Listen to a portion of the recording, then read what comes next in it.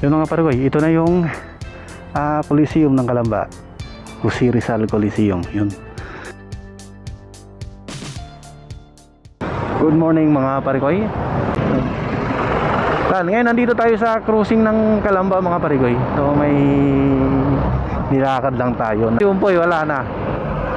Maputik na uli. Kakalinis lang natin pero ayan, maputik na uli. Sinalubong ko na kanina yung ulan. Kasi kung antayin kong tumila yung ulan, matatagalan tayong makakauwi mga pare ko. Medyo mahirap din naman siyang linisin pero kaya-kaya naman. Wala, tingnan nyo yung panahon mga pare ko. Makulimlim. Yan. Pangit ng panahon. Yun, kaya lagi na ulan araw-araw. Sige po, daan lang kayo. Pasensya na. Liliko tayo dito, papunta tayo ng City Hall. Tingnan natin kung ano ng status ng Coliseum ngayon.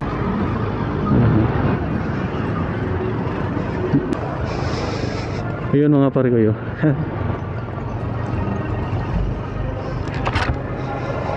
Yun.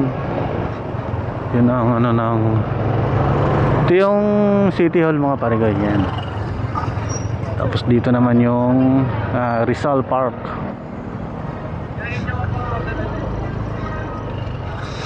Ayun mga pare ko. Yan. Ito yung Rizal Park. Ay, saan kayo tayo pwede mag-park? Yun mga pare ko, ito na yung Coliseum ng Calamba, Jose Rizal Coliseum. Yun. Sa pagkakabasa ko, inumpisa ng construction nito noong 2017. Ito ang Jose Rizal Coliseum, matatagpuan sa bayan ng Calamba sa lalawigan ng Laguna. Ito ay proyekto ng City Government ng Calamba City. Inumpisahan ang construction nito noong April 2017. Pinangalan din sa babansang bayani natin, yan, Jose Rizal Coliseum, kasi dito sa Calamba ay dito talaga nakatira si Dr. Jose Rizal. Kumaya pupuntahan natin yung bahay ni Dr. Jose Rizal.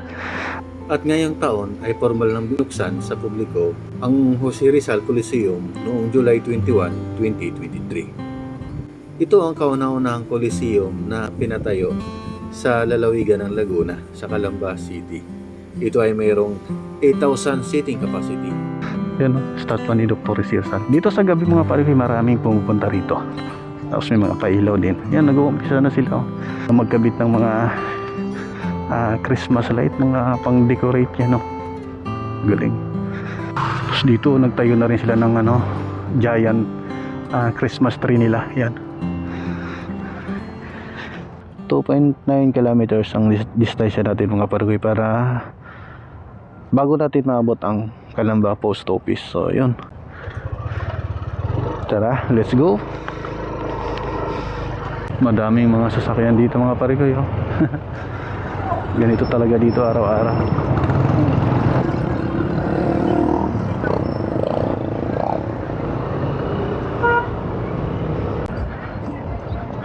Pupuntahan na rin natin mga pare ko yung bahay ni Dr. Jose Rizal. Kasi balita ko mga pare ko, pwede nating pasyalan ang bahay ni Dr. Jose Rizal. Tapos pwede rin tayong pumasok sa loob. Yung pwede tayong mag-tour doon. Alamin lang natin kung ano ang araw at saka oras ng bisita sa bahay ni Dr. Jose Rizal. Abangan nyo lang mga pare ko.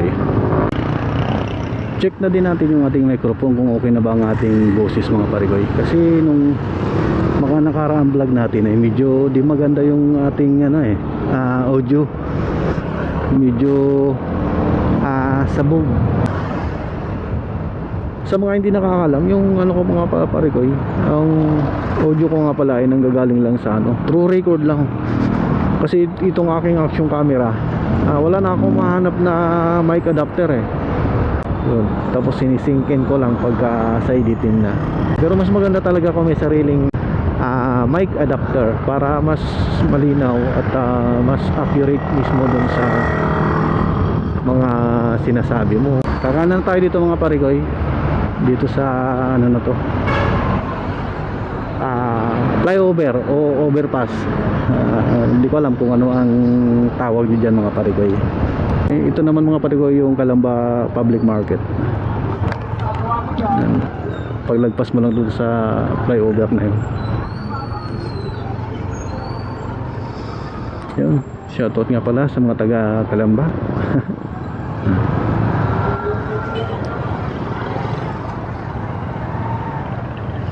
Operational na ba ang train dito sa Calamba? Yun mga parigoy, operational na nga.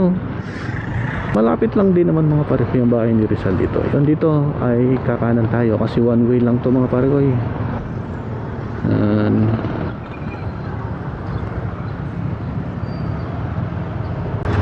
Naghanap din ako sa marketplace ng GoPro. Kahit Hero 5 or 6 pwede na yun mga parigoy. Kasi doon makakamura-mura tayo doon. Kasi pagka doon tayo sa mga latest mga parigoy, may mabigat din sa bulsa, mahal. Tapos di pa naman talaga tayo kumikita dito sa pagbablog natin. Under monetize pa rin tayo. Hindi natin ma-reach yung ano ni YouTube. Hindi naman ako nag-ano doon sa ano na mga parigoy. Kasi sa akin ang pabablog ko mga napupuntahan ko, gusto ko lang i-share. Pero kung papala rin tayo at siswertehin at sumahod, mas maganda kasi meron na tayong panggastos para mas makapag-travel pa tayo ng mas malayo, mas malayuan. Kasi bala ko talaga mga parigoy puntahan din yung norte. Siyempre panggastos ang inaalala ko din, isa din yun sa mga bagay na kailangan natin i-consider pagka tayo ay nag-rides ng malayuan, lalo't ganun kalayo. Unang-una siyempre pagkain, gasolina, tapos bahay, ganun. Siyempre mag-overnight ka doon, kailangan mo rin yun. Yun ang isa sa mga inaano ko mga parigoy.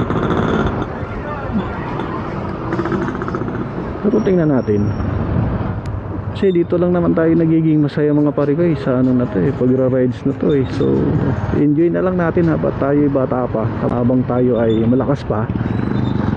Kasi pagka once na tayo ay matanda na, di na kayang magmaneho, di na kayang magbiyahe, at o kaya may sakit na tayo, magiging isang ano na lang to, pangarap.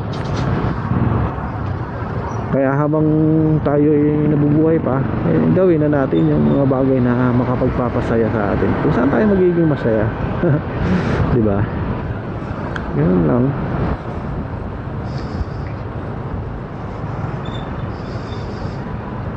Sa ngayon wala pa tayong kasama sa buhay. Single pa tayo mga parigoy, kaya malaya pa tayong mga pag-rides. Wala pang magbabawal sa atin. Diba? Kasi pag dumating yung time na may kasama na tayo sa buhay, diba, limitado na rin talaga siguro yung ating ano. Dito na tayo mga parigoy, tanong tayo dito.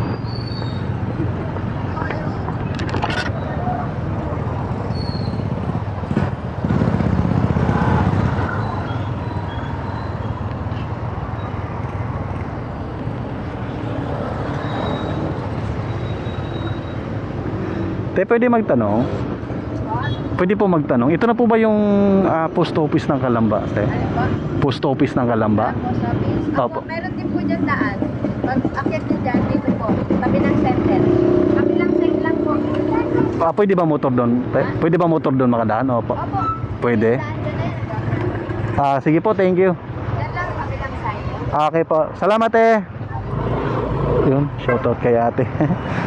Doon pala tayo sa kabila mga parigoy. Tara tingnan natin. City College of Calamba. Ayan. Ito pala yung kolehiyo ng bayan ng Calamba mga parigoy.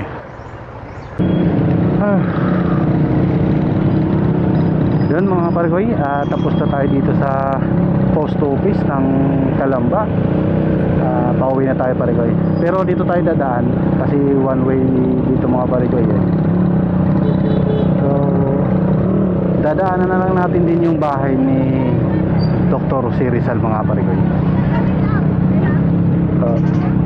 Doon lang naman yung mga parigoy sa JP Rizal Street. Sinunod din sa pangalan niya. So tingnan natin kung ano ang schedule ng araw ng pagpasyal sa bahay ni Dr. Si Rizal ng ating pambansang bayani mga parigoy. Dito lang tayo dadaan. One way kasi yung mga parigoy, kaya hindi tayo po pwedeng magsalubong doon. Baka matikitan tayo. Diba? Ngayon titingnan natin dito. Maganda rin yung simbahan nila dito mga parigoy. Saka tingnan din natin yung landmark ng Calamba, yung banga nila mga parigoy.